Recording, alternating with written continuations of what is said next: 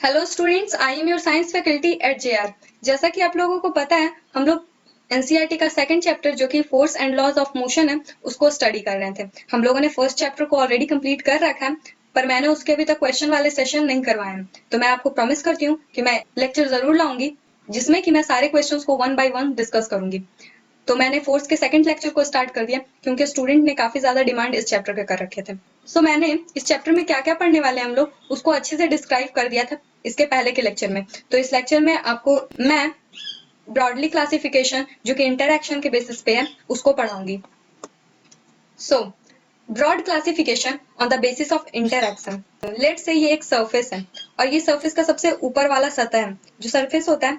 Let's say ये आपका एक सरफेस है, एक ब्लॉक है, लकड़ी का एक ये ब्लॉक है और एक यहाँ पर ऑब्जेक्ट रखा हुआ है। ठीक है, तो ये इस ऑब्जेक्ट के लिए ये एक सरफेस हो जाएगा और इस ऑब्जेक्ट के लिए ये एक सेकंड सरफेस हो जाएगा। तो इस ब्लॉक का, ये वुडन ब्लॉक का जो सबसे ऊपर वाला लेयर होगा, ये जो लेयर होगा ये होगा वुडन लेयर का सरफेस। एंड देन ये जो इसके ऊपर ऑब्जेक्ट है उसके भी नीचे का जो लेयर होगा ये होगा इस ऑब्जेक्ट का सरफेस। सो एक ऑब्जेक्ट जब दूसरे ऑब्जेक्ट के साथ कांटेक्ट में होता है, दैट मीन्स कि वो इंटरैक्ट होता है, तो वो एक तरह का इंटरैक्शन होता है। जब आप किसी के साथ मिलते हो, किसी नए जगह पर जाते हो, वहां पर काफी सारे लोग होते हैं, जब आप नए नए दोस्त को बनाते हो तो आप जब अपने इस डाटा को बताते हो अपने फैमिली को कि मैं एक नई जगह पे गया था, मैं काफी सारे लोगों से इंटरैक्ट किया, तो आप वहां पर वर्ड इंटरैक्ट इसीलिए यूज करते क्योंकि आप उस टाइम नए नए लोगों से मिलते हो। सो ये भी सरफेस इस सरफेस के साथ कांटेक्ट में आया है। अब हो सकता है इसके पीछे का रीजन कुछ भी हो, पर ये सरफेस इस टाइम के लिए कांटेक्ट में है। सो इसी को हम लोग इंटरैक्शन बोलते हैं। तो इंटरैक्शन दो तरह का होता है, एक होता है डिस्टेंट इंटरैक्शन और एक होता है क्लोज इंटरैक्शन। सो जो क्लोज इंटरैक्शन होता है उसको हम लोग अपने फिजिकल आईज से देख सकते हैं। इसको आप फिजिकल आईज से, जैसे कि नेक्ड आईज जिसको हम लोग बोलते हैं, उसको देख सकते हैं। जैसे कि अगर आपका जो टेबल है उसके ऊपर कप का होना, आप ये सारी चीजें को देख रहे हो, ये सारी चीजें आपके आसपास हो रही हैं। जबकि जितने भी डिस्टेंट इंटरैक्शन होते हैं वो काफी दूर से होते हैं। ये सारे इंटरैक्शन दूर दूर से लगने वाले होते हैं। जैसे कि यहाँ पर एक प्लैनेट है, लेट्स से ये प्लैनेट है अर्थ, और यहाँ पर एक मून है, और इन दोनों के बीच में इंटरैक्शन हो रहा है, लेकिन आप इस इंटरैक्शन को देख नहीं रहे हो। आपको तो मून एक बिल्कुल अलग ही ऑब्जेक्ट लगता है और अर्थ अलग ऑब्जेक्ट लगता है, लेकिन ये दोनों के बीच में कुछ इंटरैक्शन होता है, तो ये एक डिस्टेंट इंटरैक्शन है। दैट मीन्स कि ये दो ऑब्जेक्ट के बीच में दूर से होने वाला इंटरैक्शन है। तो आई होप आपको ये सारी चीजें समझ आ गई होगी। तो मैं एक बार स्लाइड को इरेज कर देती हूँ। सो आपने इंटरैक्शन के बेसिस पे दो क्लासिफिकेशन कर लिए, मैं यहाँ पे लिख देती हूँ, डिस्टेंस इंटरैक्शन और दूसरा क्लोज इंटरैक्शन। नाउ अब यहाँ पर फोर्स को हम लोग क्लासिफाई करते हैं। फोर्स तो जनरली आप लोगों ने बहुत सारे टाइप की पढ़ रखी होंगी। जब आप क्लास 8th में होंगे तो वहां पर आप लोगों ने मस्कुलर फोर्स को पढ़ रखा होगा, ग्रेविटेशनल फोर्स को पढ़ रखा होगा, मैग्नेटिक फोर्स को पढ़ रखा होगा, काफी सारे फोर्स को आप लोगों ने पढ़ रखा होगा। तो हम लोग इस टॉपिक में पहले ब्रॉडली क्लासिफाई कर लेते हैं कि फोर्स कितने टाइप की होती है। तो फोर्स पहले दो टाइप की होती है, या तो फोर्स बैलेंस्ड होगी या तो फोर्स अनबैलेंस्ड होगी।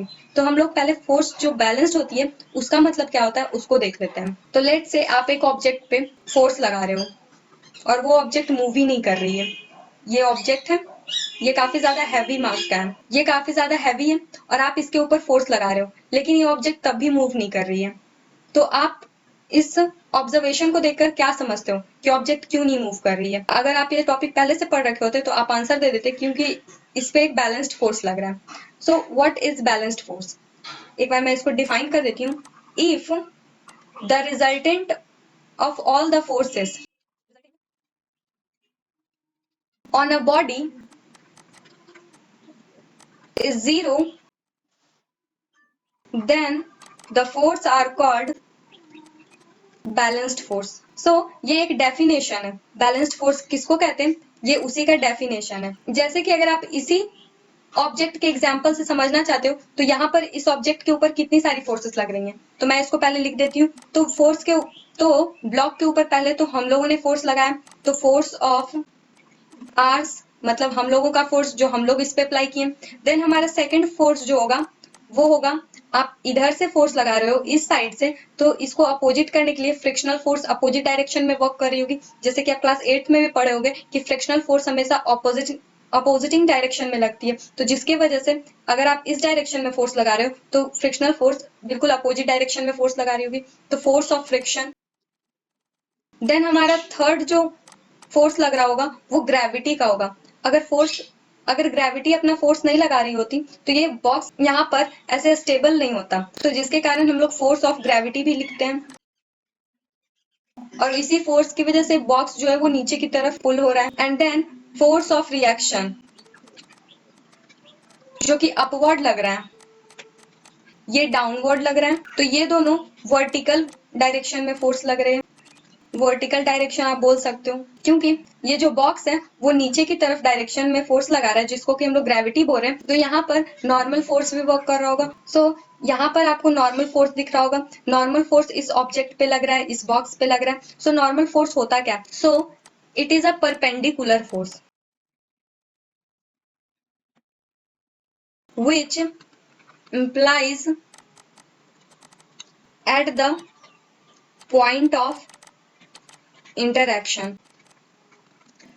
जब कोई बॉडी दूसरे बॉडी के साथ इंटरैक्ट करता है, जो उसका पॉइंट ऑफ इंटरैक्शन होता है वहीं पे नॉर्मल फोर्स वर्क करता है। ये हमेशा अपवर्ड डायरेक्शन में लगता है और ये एक परपेंडिकुलर फोर्स है। लेट्स से अगर यहाँ पे ये ऑब्जेक्ट इस तरह से भी इंक्लाइन है इस सरफेस के साथ, तो यहाँ पर परपेंडिकुलर फोर्स कुछ इस तरह का लग रहा होगा।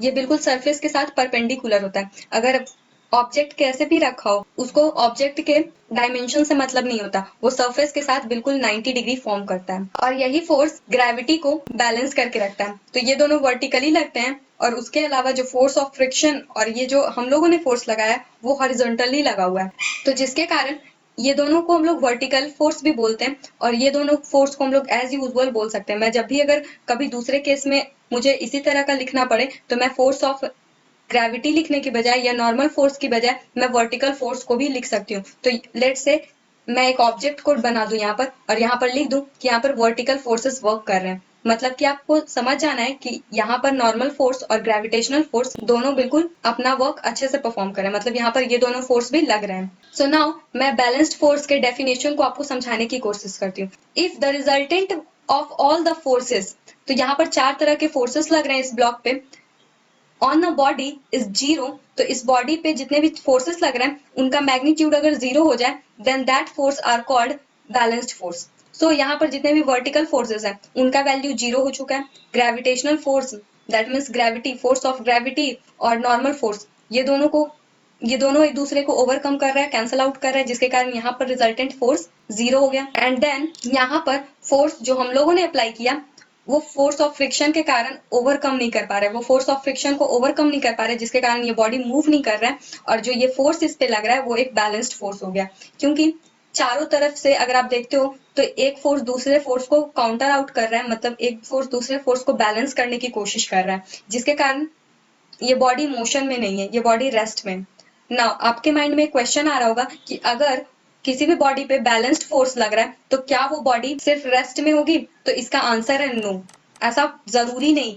कोई भी बॉडी पे बैलेंस्ड फोर्स लग रहा है तो उसका मतलब वो ऑब्जेक्ट रेस्ट में हो सकता है वो ऑब्जेक्ट यूनिफॉर्म मोशन में भी हो या फिर वो रेस्ट में हो सकता है। इसके बस 2 ही केस हो सकते हैं। तो अगर आपसे अगर कोई पूछे कि अगर बैलेंस्ड फोर्स लग रहा है तो बताओ ऑब्जेक्ट रेस्ट में होगा या फिर मोशन में होगा, तो आपको आंसर होना चाहिए कि पहले तो कंडीशन बनता है कि वो रेस्ट में होगा और दूसरा ये बनता है कि हो सकता है वो मोशन में हो लेकिन उसका मोशन होगा जो यूनिफॉर्म होगा, वो यूनिफॉर्म मोशन के साथ मूव करेगा। तो आपको भी अब ये कंफ्यूजन आ रहा होगा, अगर बैलेंस्ड फोर्स किसी ऑब्जेक्ट पे लग रहा है और वो मोशन में, तो इसका कोई एग्जाम्पल दूं? तो जितने भी हमारे हेवनली बॉडीज हैं, जैसे कि हमारा जो मून है उसका जो मोशन है वो यूनिफॉर्म मोशन है। देन जो हमारा अर्थ है वो सन के अराउंड मूव करती है, उसका भी मोशन यूनिफॉर्म है। आप लोगों ने पिछले के अगर लेक्चर देख रखे होंगे तो आपको भी पता है अगर कोई भी body equal distance equal interval of time में कवर करती है तो उसको हम लोग यूनिफॉर्म मोशन कहते हैं। तो अर्थ को 365 दिन लगते हैं, तो 365 दिन आपको भी पता है ये एक फिक्स टाइम है, आपको भी पता है ये एक साल होने के लिए 365 दिन ही लगते हैं और एक साल कंप्लीट होने में लेट्स से यहाँ से अर्थ को ट्रैवल करने में 365 दिन लगे और वापस उसको इसी पॉइंट पे आना था, दैट मीन्स कि वो एक डिस्टेंस को भी कवर की। तो हमारा अर्थ जो है वो हर बार मतलब कि एक साल के बाद फिर एक यूनिट डिस्टेंस, एक फिक्स डिस्टेंस को कवर करती है और वो भी फिक्स टाइम में। तो हमारा अर्थ का जो मोशन है वो बिल्कुल फिक्स्ड होता है। ऐसा नहीं है कि 2021 में अर्थ इस राउंड को चले और 2022 में वो थोड़ा सा श्रिंक होके इस पाथ को ले ले, ऐसा नहीं होता। जो अर्थ होता है वो अपने पाथ को बिल्कुल एज यूजुअल फॉलो करती है, जिसके कारण उसका मोशन यूनिफॉर्म होता है ना। आपके माइंड में जो क्वेश्चन आ रहे थे कि बैलेंस्ड फोर्स लगने के कारण बॉडी रेस्ट में हो सकता है या फिर मोशन में, तो कंडीशन बस यही बनता है कि वो यूनिफॉर्म मोशन में होगा। तो हमारे अर्थ के ऊपर भी बैलेंस्ड फोर्स लगता है, जैसे कि सेंट्रीपिटल फोर्स और सेंट्रीफ्यूगल फोर्स एक दूसरे को बैलेंस किए हुए होता है। नाउ ग्रेविटेशनल फोर्स, जो ग्रेविटेशनल फोर्स होता है वो एक यूनिवर्सल फोर्स है। हमारा सन भी अर्थ पे ग्रेविटेशनल फोर्स लगा रहा है और अर्थ भी सन पे ग्रेविटेशनल फोर्स लगा रही है। जो हमारा फोर्स है, इस अर्थ पे के ऊपर लगने वाला फोर्स ओवरऑल बैलेंस्ड हो जाता है, जीरो हो जाता है, और जीरो हो जाने के कारण इसको हम लोग बैलेंस्ड फोर्स बोलते हैं। सो आई होप आपको ये सारी चीजें समझ आ गई होंगी, और जो भी मैंने अभी पॉइंट आपको बताए वो काफी ज्यादा इंपॉर्टेंट है। तो मैं इसलिए एक बार इस पॉइंट को लिख देती हूँ, मैं ये सारी स्लाइड इरेज कर देती हूँ।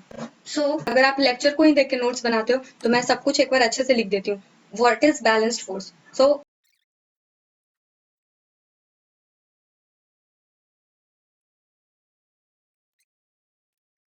if a number of balanced force act on a stationary body,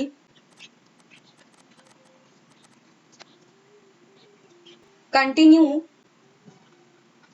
to remain in its stationary position.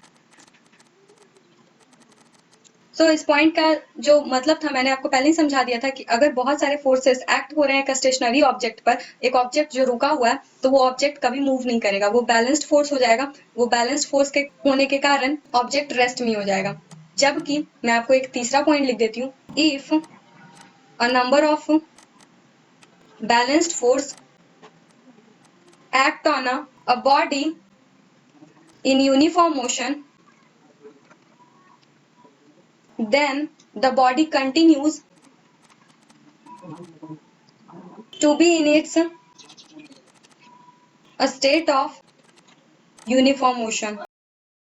सो ये तीनों पॉइंट्स आपको अपने माइंड में रखनी होगी, क्योंकि ये तीनों पॉइंट्स काफी ज्यादा इंपॉर्टेंट है। और ये जो लास्ट वाला पॉइंट है वो बहुत ज्यादा इंपॉर्टेंट है, क्योंकि जब भी मैंने स्टूडेंट को कंफ्यूज होते देखा है तो वो इसी पॉइंट में होते देखा है। जब भी मैं उनसे पूछती हूँ कि अगर एक बॉडी पर बैलेंस्ड फोर्स लग रहा है तो वो रेस्ट में होगा या फिर मोशन में होगा, तो आप ये सारी चीजें अच्छी तरह से अपने माइंड में फिट कर लें, क्योंकि ऐसे ही क्वेश्चन घुमा फिरा के आपसे पूछने जाएंगे। तो ऐसे ही आपसे लोग घुमा फिरा के क्वेश्चन पूछने वाले हैं। नाउ आपके माइंड में एक क्वेश्चन आ रहा होगा, बैलेंस्ड फोर्स जब एक ऑब्जेक्ट को रेस्ट से मोशन में ला नहीं सकता तो फिर ये फोर्स कैसे हुआ? क्योंकि फोर्स का तो कहते हैं डेफिनेशन ये कि वो चेंजेस को लाता है, वो चेंज को ब्रिंग करता है, इट ब्रिंग्स द चेंज। अगर चेंज कुछ हुआ ही नहीं तो हम लोग बैलेंस फोर्स को फोर्स क्यों कह रहे हैं? जैसे कि हम, आपको भी पता है, हम लोग फोर्स के इफेक्ट्स को पढ़ते हैं। अगर फोर्स के कारण कोई इफेक्ट हुआ तो जिसके कारण हम लोग समझते हैं कि यहाँ पर फोर्स लग रहा है, लेकिन एक ऑब्जेक्ट रेस्ट में, उसके ऊपर फोर्स लग रहा है, बैलेंस्ड है वो भी, तो फिर यहाँ पर ये बैलेंस्ड फोर्स क्यों है? तो नाउ जो बैलेंस्ड फोर्स होता है, भले ही वो एक ऑब्जेक्ट को मोशन से रेस्ट में या फिर रेस्ट से मोशन में ना लाए, पर वो एक ऑब्जेक्ट का डायमेंशन जरूर चेंज कर सकता है। डायमेंशन दैट मीन्स कि वो उसका शेप चेंज कर सकता है, वो इसका साइज चेंज कर सकता है। तो ये सारी कैपेबिलिटीज हैं इसमें। वो डायमेंशन को चेंज कर सकता है, लेकिन उसके अलावा जो और भी 3 इफेक्ट्स हैं, जैसे कि वो कोई भी ऑब्जेक्ट मोशन में उसको रेस्ट में लाना, ये सारा बैलेंस्ड फोर्स का काम नहीं है। जो भी ऑब्जेक्ट यूनिफॉर्म मोशन में, उसके ऊपर बैलेंस्ड फोर्स ही लगता है। तो उसके वजह से कोई ऐसा नहीं है कि ये यूनिफॉर्म मोशन से रेस्ट में आ जाएगा। तो ये सारी चीजें आपको अपने माइंड में रखनी है। यहाँ पर इसका एक अपोजिट टर्म आता है जो कि अनबैलेंस्ड फोर्स होता है। So what is unbalanced force? तो जो भी बैलेंस्ड फोर्स का डेफिनेशन था उसी को अगर आप उलट देते हो तो वो हमारा अनबैलेंस्ड फोर्स का डेफिनेशन बन जाएगा। तो वहां पर हमारा जो रिजल्टेंट फोर्स था उसका वैल्यू 0 हो जा रहा था, बट यहाँ पर वो 0 नहीं होगा। अगर कोई भी ऑब्जेक्ट के ऊपर कुछ फोर्स लग रहा है और उसका रिजल्टेंट फोर्स 0 नहीं है, रिजल्टेंट फोर्स को हम लोग दूसरे नाम से जानते हैं, नेट फोर्स। अगर नेट फोर्स 0 नहीं है तो उसको हम लोग अनबैलेंस्ड फोर्स बोलते हैं। नेट फोर्स बोल लो आप, रिजल्टेंट फोर्स बोल लो, या फिर टोटल फोर्स बोल लो। अगर ये 0 नहीं होगा तो वो अनबैलेंस्ड फोर्स होगा। मैं यहाँ पर टोटल वर्ड का यूज कर रही हूँ, तो बहुत सारे स्टूडेंट कंफ्यूज होंगे कि अगर हम लोग टोटल वर्ड बोलते हैं दैट मीन्स कि हम लोग सारे फोर्स को ऐड कर देंगे। तो अगर कोई भी चीज को हम लोग ऐड करेंगे तो वो 0 के बराबर कभी नहीं होगा। जैसे कि अगर आप दो को जोड़ते हो, 2 + 2 करते हो तो वो 4 आता है, दैट मीन्स कि एक वैल्यू कभी भी जीरो के इक्वल नहीं होगी। लेकिन बैलेंस्ड फोर्स बनाने के लिए अब सारे फोर्सेस को जोड़ने के बाद भी वहां पर वैल्यू जीरो आता है। लेट्स से ये मैग्नीट्यूड 2 है पॉजिटिव का, तो यहाँ पर अगर मैं मैग्नीट्यूड नेगेटिव का लगा देती हूँ, अगर 2 नेगेटिव में हो जाएगा तो यहाँ पर वैल्यू जीरो हो सकती है। तो ये भी पॉसिबिलिटी है और ये भी हो सकती है। तो अगर ऐसा हुआ कि एक ऑब्जेक्ट के ऊपर दो फोर्स लग रहे हैं, दोनों का मैग्नीट्यूड तो सेम है लेकिन साइन कन्वेंशन दोनों का अपोजिट है, तो जिसके कारण वो फोर्स ओवरऑल जीरो ही हो जाएगा। लेकिन अगर मैग्नीट्यूड के साथ साथ साइन कन्वेंशन भी सेम है, तो जिसके कारण वो फोर्स कभी जीरो नहीं होगा और जिसके कारण हम लोग उसको अनबैलेंस्ड फोर्स बोलेंगे। तो नाउ मैं इस चीज को इरेज कर देती हूँ आपको ताकि मैं अनबैलेंस्ड फोर्स को आपको समझा सकूं। लेट्स से यहाँ पर एक ऑब्जेक्ट है और इस बार आपने इस पे फोर्स अप्लाई किया, तो ये ऑब्जेक्ट मोशन को शो किया, दैट मीन्स कि ये मूव किया। तो यहाँ पर कौन कौन से फोर्स लग रहे हैं? तो पहला फोर्स जो आपने अप्लाई किया, फोर्स बाय यू, मैं इसको ऐसे लिख देती हूँ।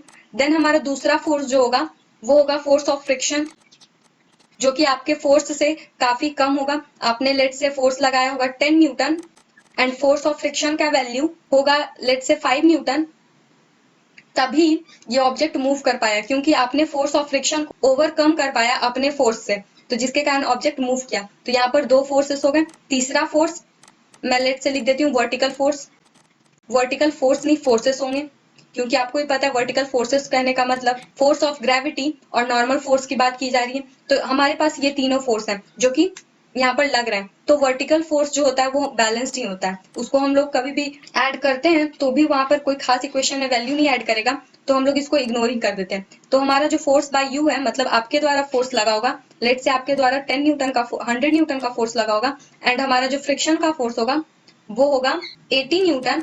तो जो हमारा रिजल्टेंट फोर्स हुआ वो हमारा 20 न्यूटन। तो ये रिजल्टेंट फोर्स जितना आया उसी के कारण ये बॉडी मूव कर पाया, क्योंकि 80 न्यूटन फोर्स तो फ्रिक्शन फोर्स को ओवरकम करने में ही लग गया होगा। नाउ ये चीजें आपको समझ आ गई तो मैं स्लाइड को थोड़ा सा इरेज कर देती हूँ ताकि आपको मैं कुछ पॉइंट्स लिख दूं और वो पॉइंट्स काफी ज्यादा इंपॉर्टेंट होंगे, तो आप उनको अपने माइंड में रखिएगा। तो पहला, to move a stationary object we put greater force than the opposing force of friction। तो इस पॉइंट को मैंने लास्ट वाले एग्जांपल से आपको क्लियर कर दिया था कि अगर आप कोई भी बॉडी को मूव करवाना चाहते हो तो आपको वहां पर काफी ज्यादा फोर्स अप्लाई करना होगा, और इतना कि वो फोर्स ऑफ फ्रिक्शन को, जो कि एक अपोजिंग फोर्स है, उसको ओवरकम कर पाए। Now unbalanced force is a reason of accelerated motion.